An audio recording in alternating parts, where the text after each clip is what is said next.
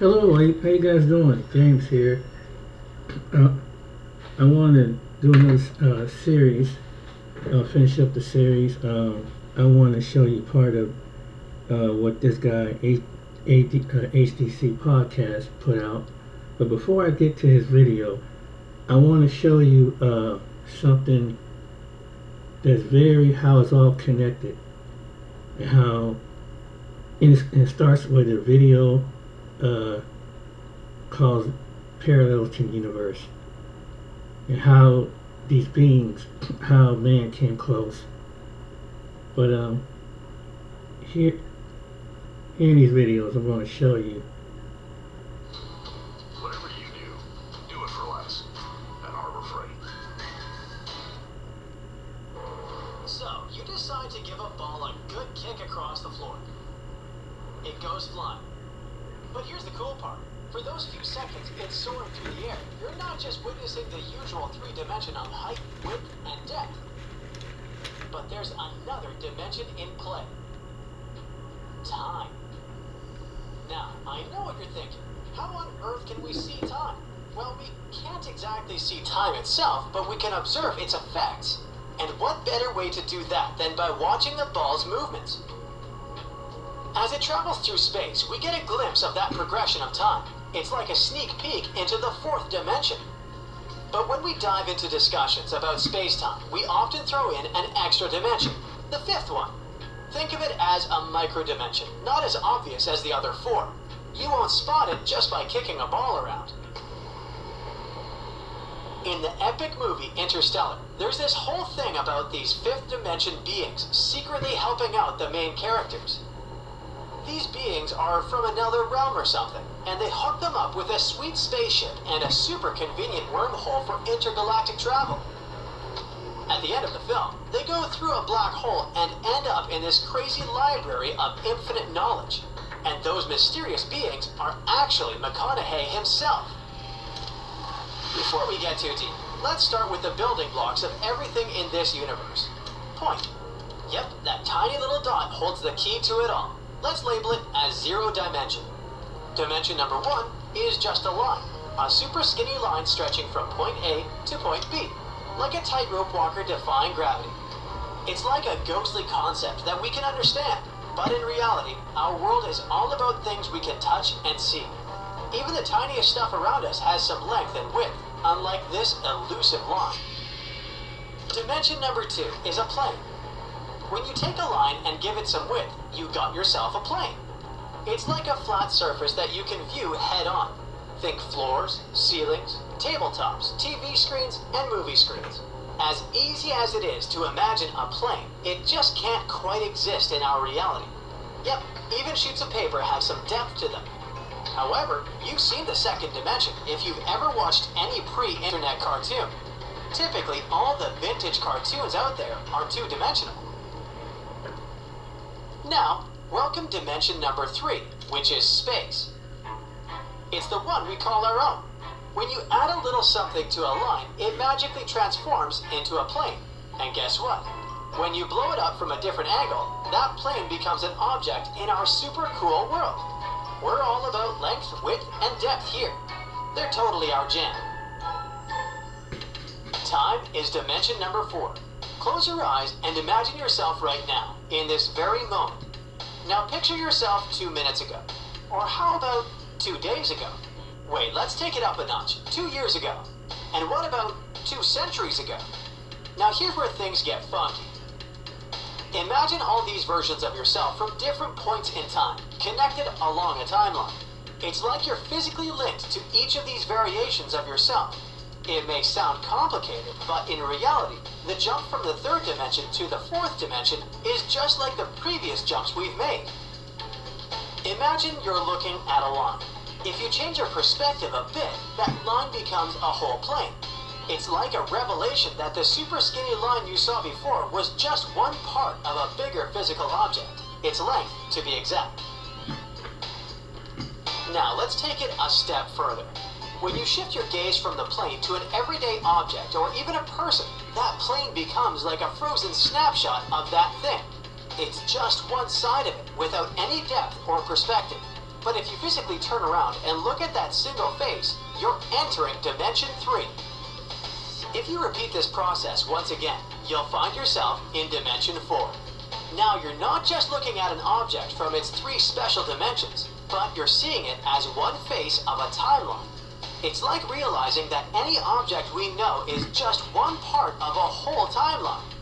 If you could step outside of time and zip across that timeline, you'd witness all the different versions of that object, its past, present, and future. Like flipping through a crazy flipbook. It's like having all those individual frames strung together forever in both directions. And what about dimension number 5? This is where we find McConaughey in that bookcase scene. Get ready to leave the 4th dimension behind and dive into a world of endless possibilities. You see, those physical manifestations we witness are just one side of the story. They represent the realm of possibility. Now imagine a timeline as a bunch of possibilities stemming from a single moment. Let's use your birth as an example. Each moment in your life is like a face on a never-ending you from the 4th dimension's perspective. Now picture this timeline as just one face on a crazy object made up of countless other timelines. Each line represents all the different moments and faces that could have happened after your birth. It's like the 5th dimension's view of you. Back in 1905, Albert Einstein dropped some pretty cool knowledge on us with his special theory of relativity. He revealed that space and time are all tied together by the speed limit of light. So technically, our universe has 4 dimensions of space-time. But for our everyday lives, we like to keep things simple and think of the universe as having 3 dimensions of space. You know, north, south, east, west, up, down, and 1 dimension of time, which is past and future. Easy peasy. In the 1920s, a couple of genius physicists named Oscar Klein and Theodore Kaluza were like, hey, what if there's a 5th dimension of space? They got this wild idea from Einstein's theory of relativity, which showed that mass can warp space-time. So they wondered, could this extra dimension explain another force called the electromagnetic force?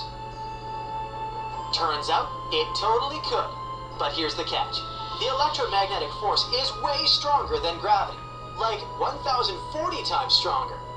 So for this extra dimension to work its magic, it had to be super tiny.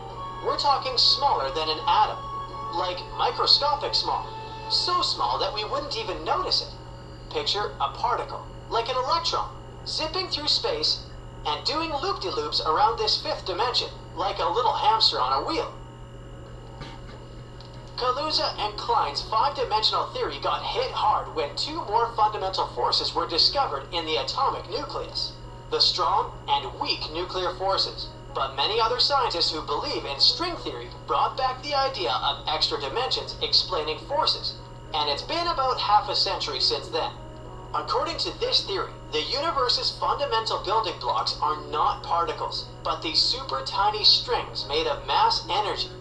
These strings do their thing by vibrating in a 10-dimensional space-time, with 6 of those dimensions rolled up way smaller than an atom.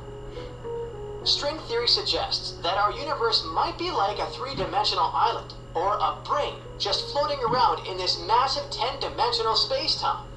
This could explain why gravity is so ridiculously weak compared to the other 3 fundamental forces. The idea is that while the forces are stuck on the brain, gravity sneaks out into those 6 extra space dimensions, making it super diluted on the brain. In 1999, Lisa Randall and Raman Sundram had a mind-bending idea. They suggested that there could be a bigger 5th dimension, all curved in a way that we can't even see. And this extra dimension might solve one of the biggest mysteries of the cosmos, dark matter. You know, that invisible stuff that outweighs all the visible stars and galaxies by 6 times? Yeah, it might just be hiding in that mysterious extra dimension. Portals. Non-existent, but incredibly fascinating phenomena that we see in sci-fi media all the time. We've tried to invent them and understand how they could work from ancient times. But what if portals were more than just a fantasy? What if they were real and could actually be created and controlled? What if we could manipulate the very fabric of space and time itself? If you think about it, this idea raises a lot of paradoxical questions. For example, what happens if we try to carry the portal through itself? Or what if we squeeze and put two interconnected portals on top of each other? Well, actually, there are no right answers to these questions. Since portals don't actually exist, we don't know how physics works in them. But we can try to imagine what would have happened and answer these questions from the logical point of view. So let's give it a try. Our first mind-boggling question is, what would happen if we took two interconnected portals, like in the Portal game, and passed one of them through the other? Starting with the hard one, huh? Alright, so we have two portals, the orange one and the blue one. Everything that gets into the orange portal flies out of the blue one, and vice versa. They're interconnected. If that's the case, then logically, if the blue portal passes through the orange portal, it has to go out of itself. But is it even possible? And what kind of chaos will something like this create? Theoretically, this is possible, but it will be very strange. Since the portals are interconnected, no matter how we turn and move them, the object going through them will always have the same position relative to them. In other words, if we kick the ball into the bottom of the blue portal, it will fly out from the bottom of the orange portal, and so on.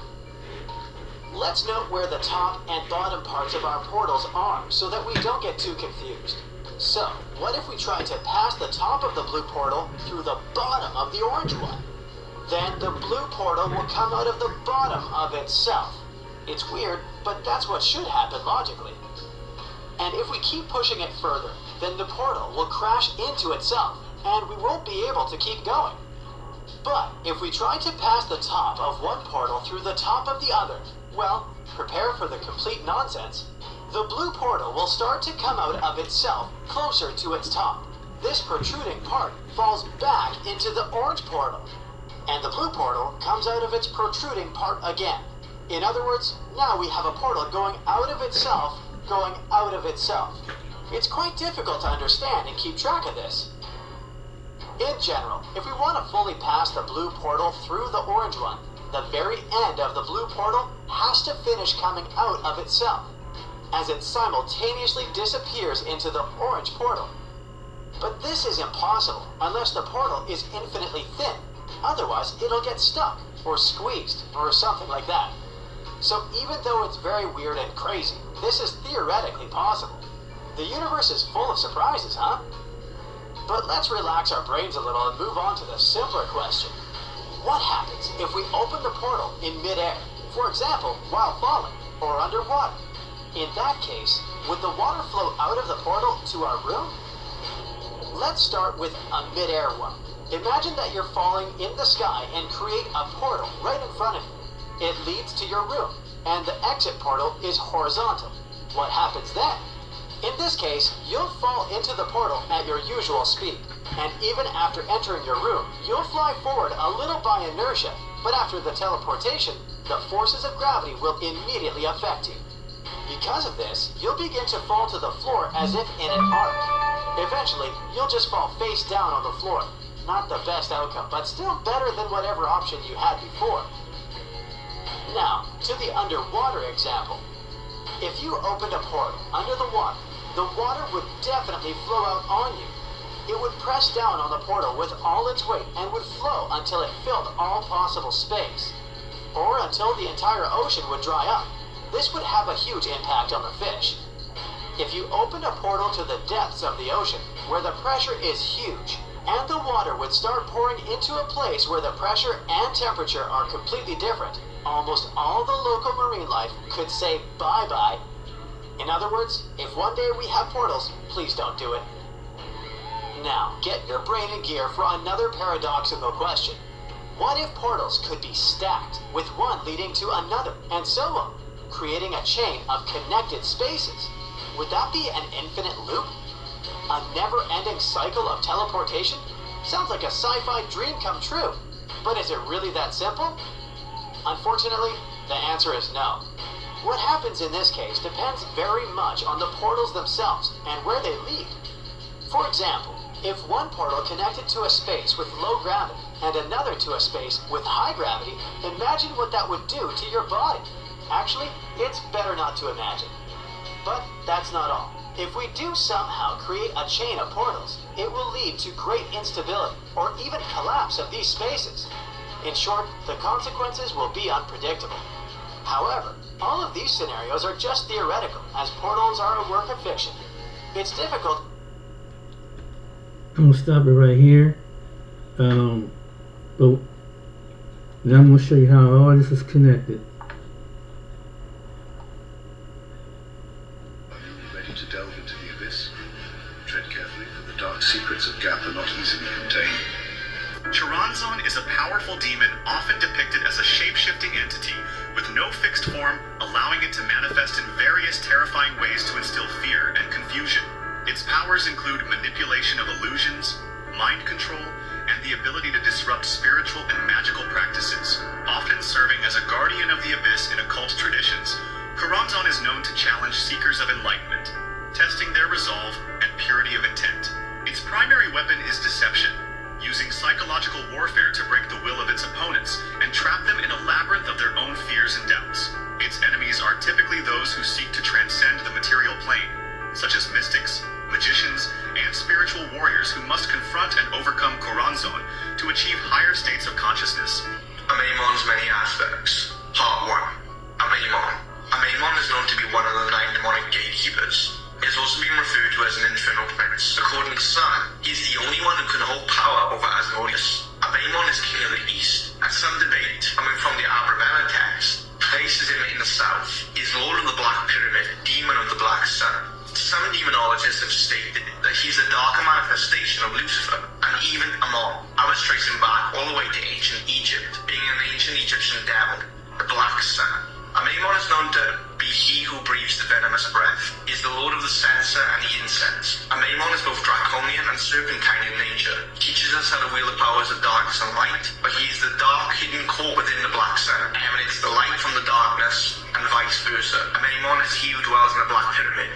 He is the dragon's eye. He reveals the greatest of mystery. Have you ever wondered why you procrastinate so much? Why laziness sometimes dominates your will? Perhaps it's not your fault. Perhaps it's Belphegor, the demon of sloth. In demonology, Belphegor is the master of the most subtle temptations. He doesn't need violence or chaos. He works slowly, like an invisible serpent, whispering promises of simple pleasures. His power? A paralysis of the will. Belphegor offers the comfort of inertia. He hides behind the screens you can't stop staring at, in the dreams you postpone, in the tasks you put off. He is the demon who turns potential into waste, desire into apathy. Make no mistake, Belphegor is not merely a symbol of sloth.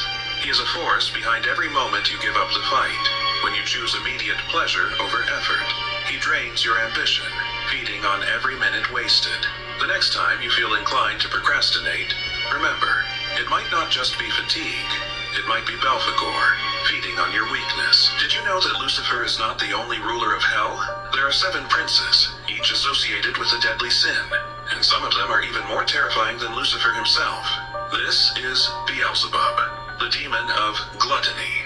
Known as the Lord of the Flies, Beelzebub is not just a prince of hell. He is the master of unrestrained gluttony. His power? To transform a simple craving into a bottomless pit of obsession. In demonology, he is the one who devours and corrupts, feeding not only on food, but also on souls. He doesn't limit himself to hunger for food. He hides in every desire you can't control, in the endless pursuit of pleasures, in the insatiable consumption that is never enough. Every bite, every addiction, is an offering to his infernal appetite. Beelzebub not only corrupts the body, he consumes the soul. With every moment you give in to uncontrolled desire, he grows stronger. He doesn't need your worship. He feeds on your excess, on your inability to say enough. Asmodeus, the sinner of lust. This can be seen as the most cruel and cunning prince in hell, representing the sin of lust, Asmodeus. Before his fall, Asmodeus was a powerful and beautiful angel. He was always kind and fair to everyone around. However, after his fall, he became a wicked entity, craving and cruel. He rules the second layer of hell. If anyone dies due to sin or related to perverse lust, they will be sent to the second hell and condemned forever without salvation. Commanding 72 legions of demons of King Solomon. He is also the fear of those who try to resist him. Asmodeus is one of the 7 deadly sins symbolizing lust, the fear of nuns, in the lesser key of Solomon. He is described as a man with 3 heads. On the left is a bull, in the middle is a human head, and on the right is a sheep. With the feet of a duck and a snake's tail, fire-breathing, these heads symbolize revenge, lust, and temptation when summoned. If he wishes, he can transform into a very kind-hearted, charming, and cheerful man, riding a bone. Dragon, or a demon dragon, along with his powerful spear. Asmodeus is also a top player in hell, as there's a casino for demons down there. Some documents state that the angelic form of Asmodeus is Asmodeme, the angel of April and patience, ruler of the Aries zodiac sign. Hell calls demonic hierarchies. In demonology, the hierarchy is a structured system of ranks that organizes demons by their levels of authority, power, and responsibilities. This hierarchy is often inspired by feudal and royal systems, with titles indicating a demon's influence and role within the underworld. Here is a breakdown of the ranks commonly found in demon hierarchies, especially as outlined in classic texts like the Ars Goetia. 1. Kings. The kings of hell are at the top of the demonic hierarchy, commanding vast legions and wielding immense power and knowledge. They are akin to monarchs in a royal court, overseeing other demons and maintaining order within the infernal realms. Kings like Paimon and Belial are known for their mastery of various arts, sciences, and forbidden knowledge.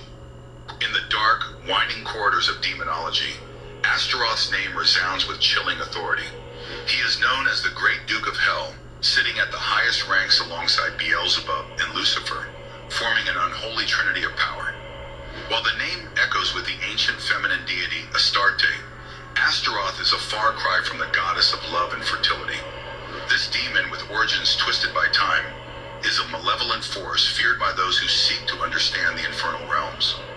Astaroth's history is steeped in complexity. The name comes from the Phoenician goddess Astarte, an embodiment of Ishtar, the Babylonian deity of war and love. But this transformation from goddess to demon happened slowly, through centuries of misinterpretation and religious demonization. In the Hebrew Bible, the plural form Ashtaroth referred to multiple idols worshipped by the ancient people, eventually transmuted into a single male demon when translated into Greek and Latin texts. The male demon Astaroth first appeared in medieval grimoires like the Book of Ebermehl and Maine, penned in the mid-15th century, cementing his place as a figure of immense power in occult circles. As time passed, Astaroth was linked with the darker elements of Kabbalistic teachings, ruling over the Qliphoth, or the evil forces that oppose the Sephiroth in the Tree of Life. His dominion, according to these texts, was over the Qlipa of Jupiter, a malevolent force known as Kriyik-Shebla. In the late 16th century, Dutch demonologist Johann Weyer described Astaroth in terrifying detail. How to summon Astaroth, the spirit of forbidden knowledge and rotting glory. Astaroth is not a demon of screams and fire. He is the quiet prince who knows too much, the keeper of decayed wisdom, long-lost empires, and the sickly sweetness of power that lingers just a little too long. He does not rush. He waits for those desperate enough to ask the wrong question. To summon Astaroth is to seek answers that were never meant to be known, truths that poison more than they free. Perform the ritual at dusk, when the sky is neither day nor night. In a place where the air feels heavy, draw his sigil in charcoal on aged paper. Something yellowed, something forgotten. Surround it with offerings, a feather soaked in ink, a dead flower, and a whisper you've never spoken aloud to anyone. Say clearly, Astaroth, Prince of Truth, buried and power broken, I call not in fear but in hunger. Let what was sealed be opened. The air may turn foul, the shadows may stretch. You might feel a presence behind you, tall, still, and exhaling memory. Astaroth grants knowledge, not quickly, not cleanly, find yourself. Let me interrupt right here. This is what the witches do when they doing their ritual. This is behind Astaroth, warlocks and witches and sorcerers. This is who they come and summon. Knowing things you never learned, seeing meanings in symbols, hearing patterns in chaos. But beware, knowledge has weight, and Astaroth does not carry it for you. He simply hands it over and watches what it does to you.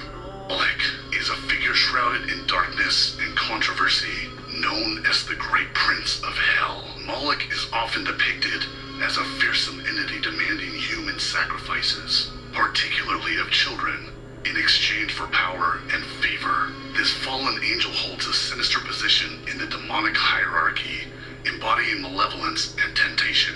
Legends suggest that followers of Moloch engaged in ritualistic practices that struck fear into the hearts of many. Moloch, an ancient Canaanite deity, is mainly associated with child sacrifice as depicted in the Bible, particularly in Leviticus.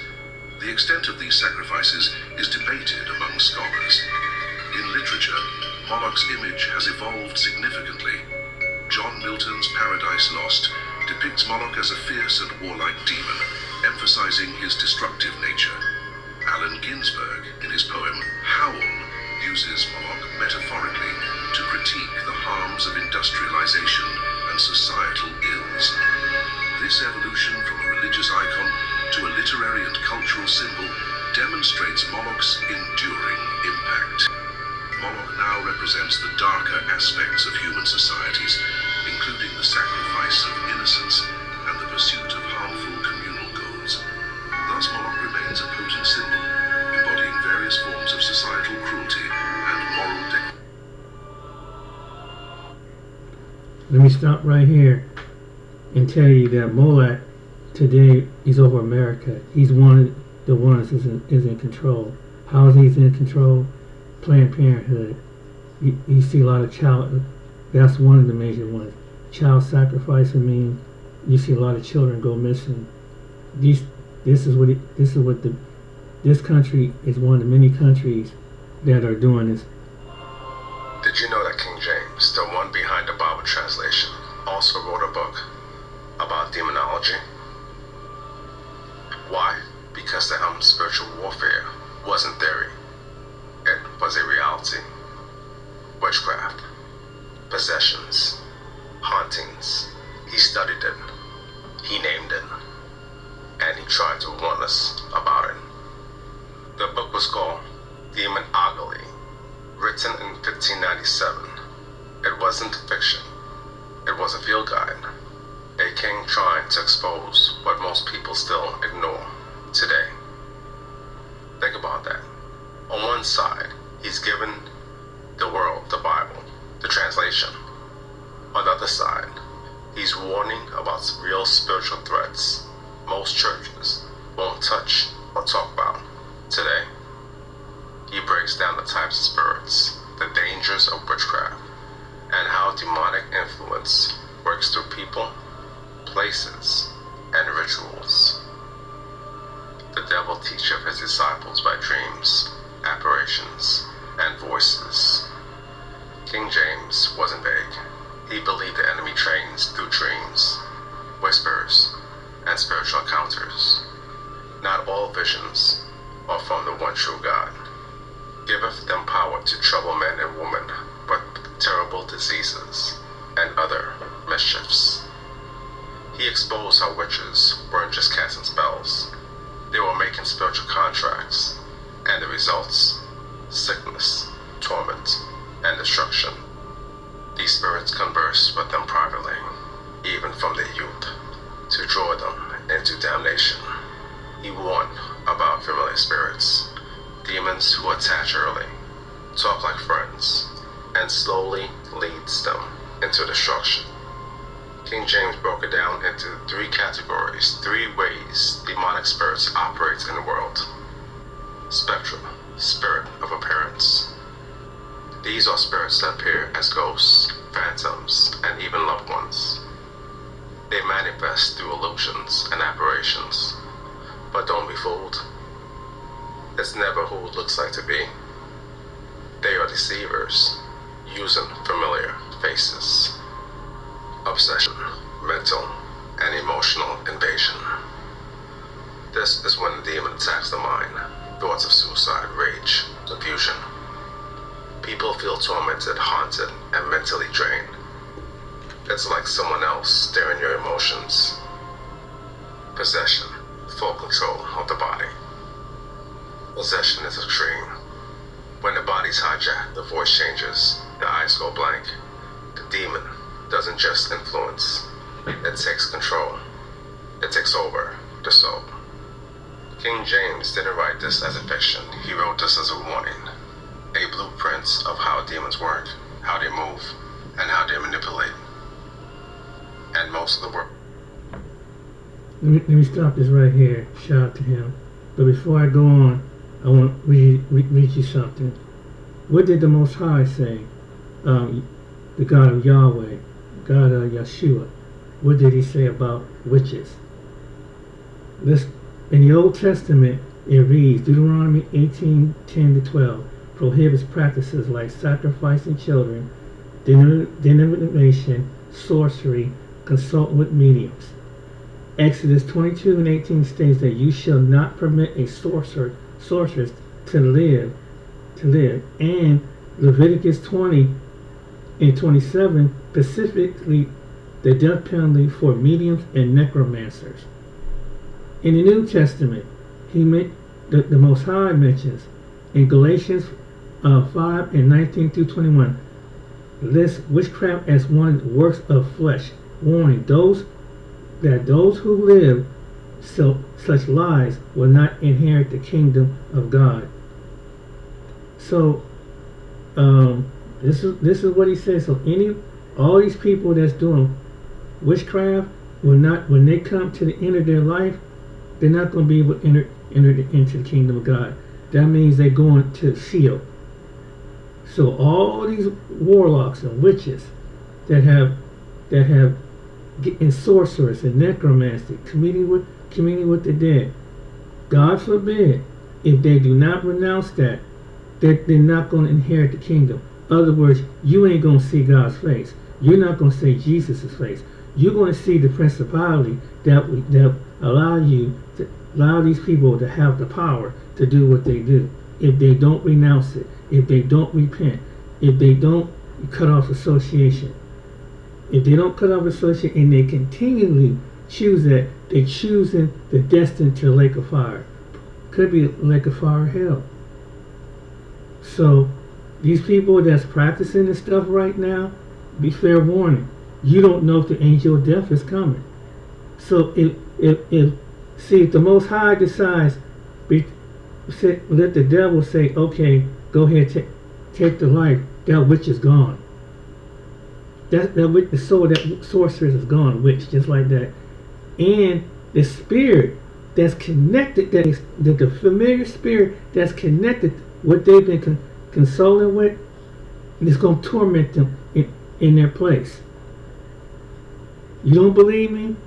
There's a guy, black guy, that mentioned this, that when he went to hell, there was a place in the mountains.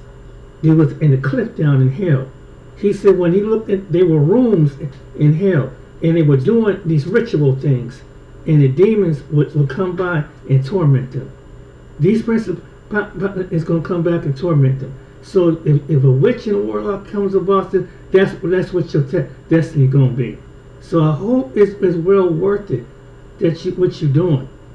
I hope it's worth it, because the power that you're in, God is going to allow it for so many amount of time. Then he's going to strike it. He's going to strike down. If he decides your life is gone, ain't nothing you can do. Jesus decided that, okay, he's going to send a warning. Renounce it. Come up out of it. You don't say it, but you harden your heart and fight against the people of God. This is what's going to happen. In North Carolina, did you know during the time there was a woman that that the Lord gave a prophecy to, and it was a word that when there was witchcraft up in the mountains where Helene there were some people, not all, some people there were some people that were in witchcraft up there. Some lost their lives. This is the truth. So this is the reason why I'm playing this video. But let's get back to the video. And those you talk about communion with the ancestors and spirits, this is what he's talking about. This is what's behind the ghost. And how they manipulate. And most of the world still sleeps on it. Let's talk about magic. Real magic. Ritual magic. Spiritual contracts. There are two main categories, high magic and low magic, and both open doors you don't want to leave open. High magic's what that leads to. Secret societies, blood rituals, ancient names summoned and worshipped. This other stuff written in the book like the Lesser Keys of Solomon, the Book of Abramelin, and the Picatrix. It's about summoning, binding, and controlling spirits, not through faith, but through force, through sacrifice. They use Latin incantations, planetary alignments, even bodily fluids to command demons. The demon of greed. Originating from the Greek word for wealth, Mammon is more than a myth. He's a warning about the peril of material obsession. The Bible warns, you cannot serve both God and Mammon, spotlighting Mammon as a formidable force drawing humans away from spirituality.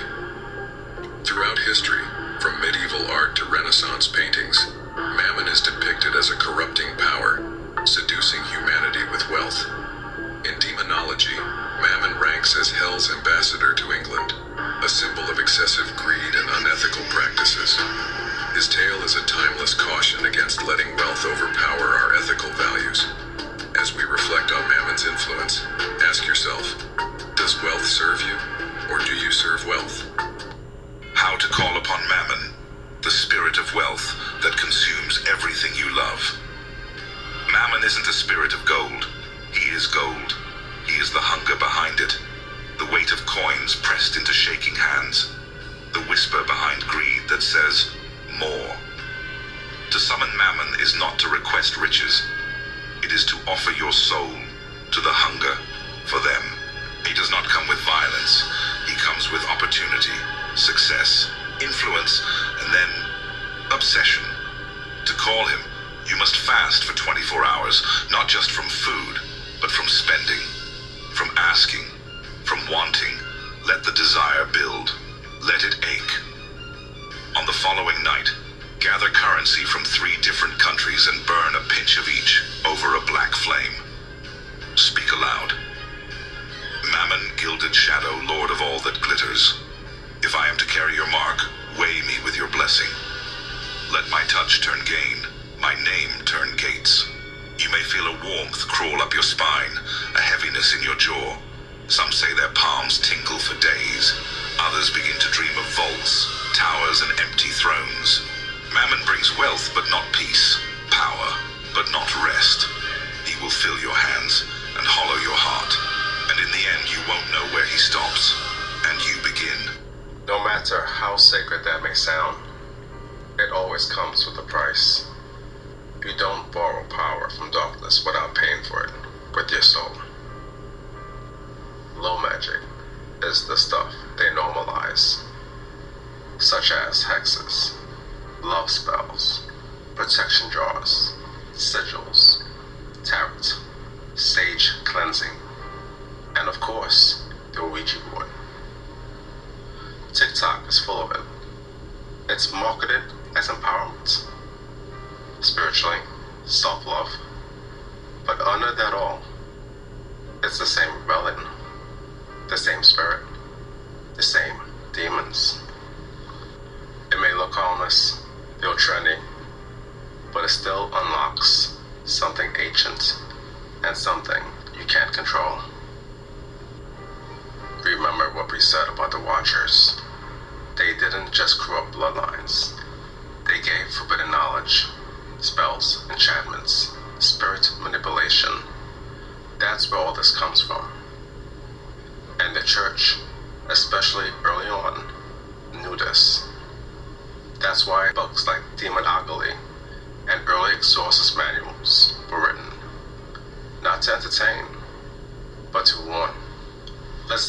at this chart right here about the similarities between ancient rituals and modern day rituals. There's blood offerings and stone altars, chants to Sumerian, Hebrew, or Latin, summoning spirits using sigils and seals, carved symbols on parchment or skin, ceremonies conducted in caves, temples, or high places. And nowadays, these rituals can be done in the bedroom, on live streams, in music videos, and in movies. The early church didn't play around when it came to demons, especially the Byzantine monks. These weren't just men of prayer. They were warriors of light, of spirits, living in deserts, caves, and remote monasteries. Spiritual attacks were constant, and over time, they saw the pattern. What ancient secrets did the Byzantine monks of Sicily hide in their manuscripts? Let's uncover the truth. During the Byzantine era, Sicily became a hub for Christian thought. But there's a hidden side to these manuscripts.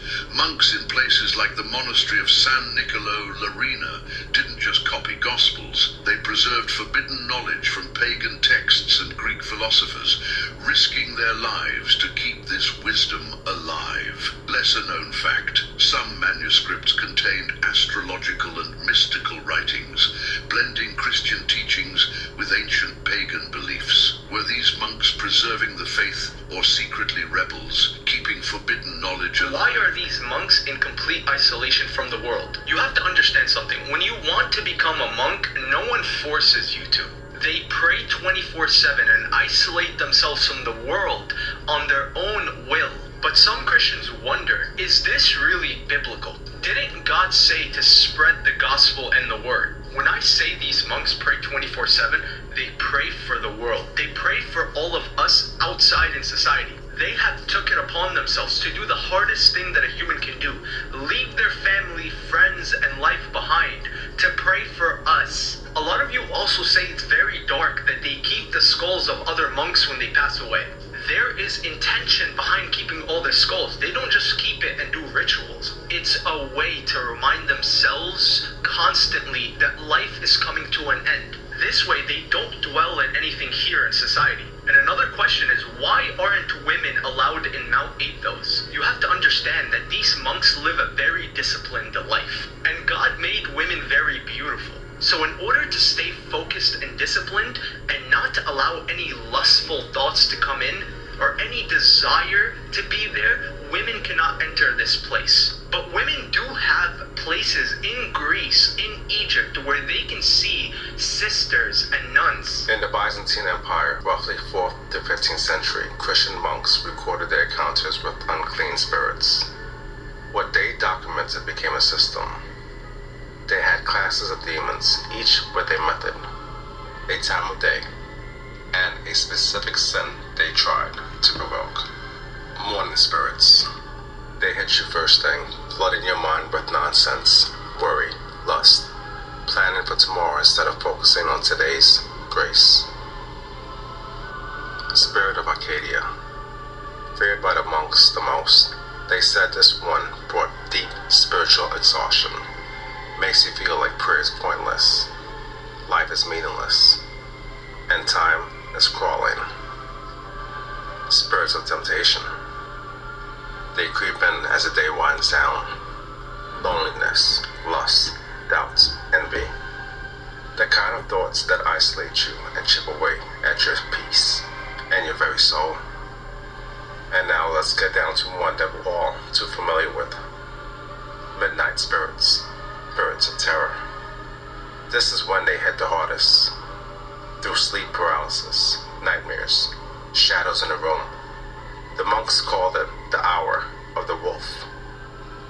They sleep with candles lit and scriptures on their lips. The monks faced spiritual attacks daily. They knew that the war wasn't just physical, it was psychological, emotional, and spiritual. If demons had a schedule back then, what makes us think they don't have a schedule now? The patterns are still here, the spirits are still moving in the church today. needs the same level of awareness they had centuries ago. The Byzantine monks didn't just observe when demons attacked, they started noticing how they operated. Through prayer and fasting and spiritual warfare, they recorded not just times of attack, but categories. What we now call archetypes, 6 core classes of demonic spirits that still show up in the world today. These are the puppet masters, the ones operating far above the physical realm, beyond space and time, influencing global systems, ancient bloodlines, and occult elites. They're obsessed with dominion and spiritual deception. Some believe these are the same beings called the Anunnaki, or ancient gods. They live in the second heaven, Paul's spiritual war zone. Spirits of the air. These are the whisperers, the ones that travel through thought, sound, and broadcast. Ephesians 2:2 calls them the prince of the power of the air. They infect media, music, and conversation. Ever wondered why so many attacks start in the mind? That's no coincidence. That's strategy. Terrestrial. These demons root themselves into geography, cities, ruins, neighborhoods. They cause division, bloodshed, territorial violence, and generational curses. You've heard of haunted houses, but what of cursed cities? Or generational strongholds that just won't break? Marine spirits. These spirits are seductive, operating through oceans, rivers, and dreams, found in myths of mermaids, sirens, and sea gods. But spiritually, they deal in lust, vanity, and twisted identity. Leviathan in scripture is often one of them, a spirit of pride that distorts truth. Subterranean. These are the gatekeepers of dark knowledge, dwelling in caves, catacombs, and underground systems, tied to witchcraft, sacrifice, and forbidden rituals. People seeking secret power often find these spirits waiting. Luciferus. These hide in silence, in shame, in addiction. They can't stand the truth. They run when the light of Jesus is spoken. You'll find them hiding behind religion, buried in trauma, or fake healing. They operate in secret until they're exposed. The monks didn't just write this for themselves, they wrote this to warn us. Because the war has never ended. These archetypes, they're not ancient ideas, they're current threats, and they're still showing up, but labeled differently. Greek, Norse, Egyptian, Hindu, Native, and African. Every ancient mythology, no matter where it comes from, tells the same story. Divine rebellion, beings falling from the sky, hybrid offspring. They call it mythology, I call it memory. Spiritual history scattered across the world, written in stone, echoed in bloodlines, and twisted in legends. The Sumerians called them the Anunnaki. The Greeks called them Titans. The Hebrews called them the Nephilim. The Hindus called them Devas and Asuras. And every culture has stories of sky gods, floods, judgments, giants, war in the heavens. These aren't parallels. They're patterns. They're blueprints. Stop it right here. Yeah, I had to break that video down. Now, to my brothers and sisters that's in the faith that read the Bible, this is the reason why the Most High God wanted us sometimes to be in church So when saints pray, or you come into agreement, where two or more agree, this combats in the spirit realm. When you fasting and praying, remember in the book of Daniel, where his prayers was trying to get up into the heavens, and they were blocked by the prince of Persia, and it was another, I think it was Greece, and the angel of the Lord had to go get Michael to war territory to get the prayers to the Heavenly Father. That's what it was talking about. So everything what he mentioned in his video, it has assignment over you.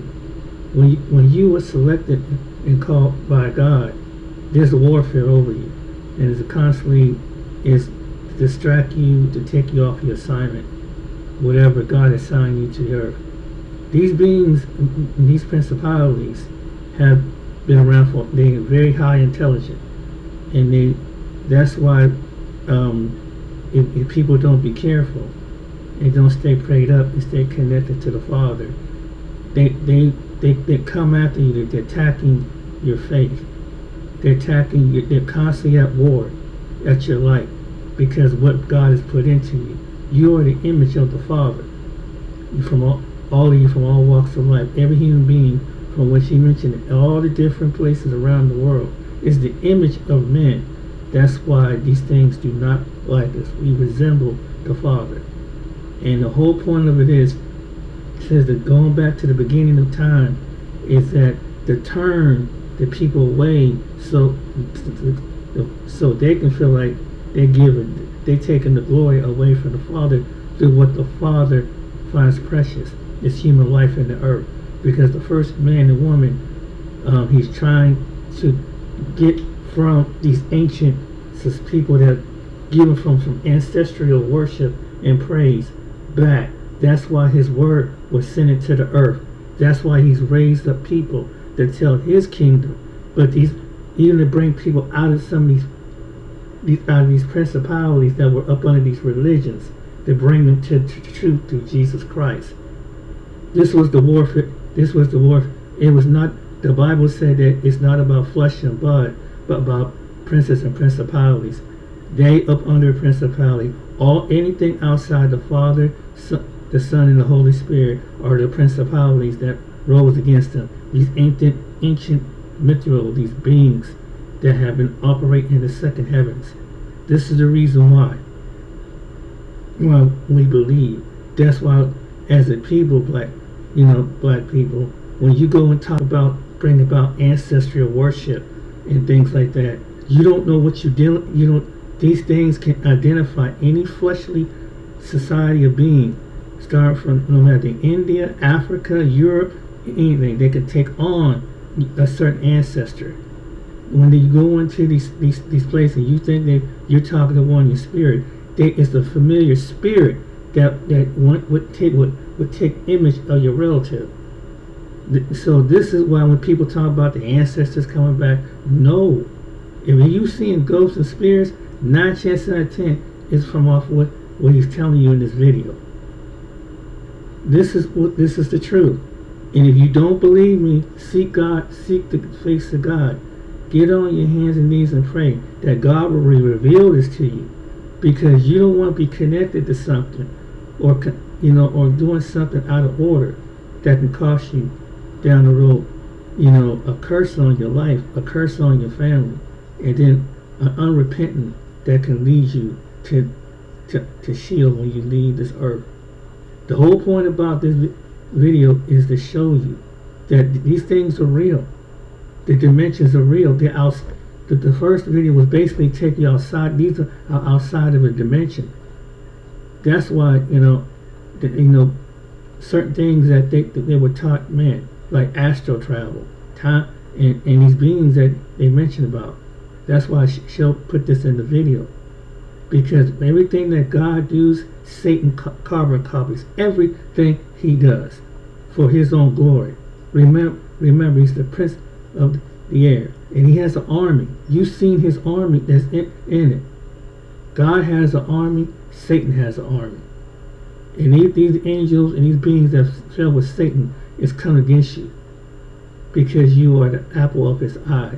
And he's trying to get more human life to come into the kingdom, not in the.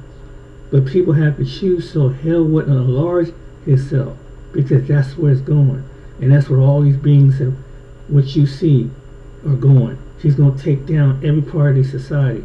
The Most High God, Master Creator of the universe, through Son Yeshua, the resurrection Jesus Christ, is going to destroy all these kingdoms that these fallen beings have, and they know their time is up. No matter if it's under the ocean, no matter if it's in the second heaven, he's going to tear it up from rip and wing, and he's going to punish them severely because what they have released, that there was things that was not supposed to be released to man in this earth. But unfortunately, what it has done, now people have picked up and they choose to walk away and not heed the voice of the Most High. They will have to pay the price, and they will not inherit. And that's why I say when they not hear the kingdom. So you know, anybody's in witchcraft or sorcery or necromancy or anything like that, tell them to repent, renounce it, because they don't know what they. No one knows the hour of the day when their time is up on earth. And once your time is up on earth, and you stand before the King and King of Lords, you don't want him. You don't want to be like them people in the pit, crying out, being tormented by the very thing that they rebelled against. Take heed to this message. Take heed to what I'm saying to you. Give your life to Yeshua HaMashiach, Jesus the Christ, the resurrection. To the Heavenly Father, Yahweh, Yeshua. Thank you very much for listening to this video. Shout out to the content creator, HDC Podcast. He has more on this, and he uncovers the truth behind it. And the church need to stay in the face of God to find out how do we win more souls? How do we win the people back up under Christ? And at least let them know the truth of what they about to go, their eternal soul about to get into. Because it comes down to the soul. Once you leave this life, there's no coming back. Take care, be blessed. See you on the next video. Like, subscribe, share, and go give him a shout out. Take care.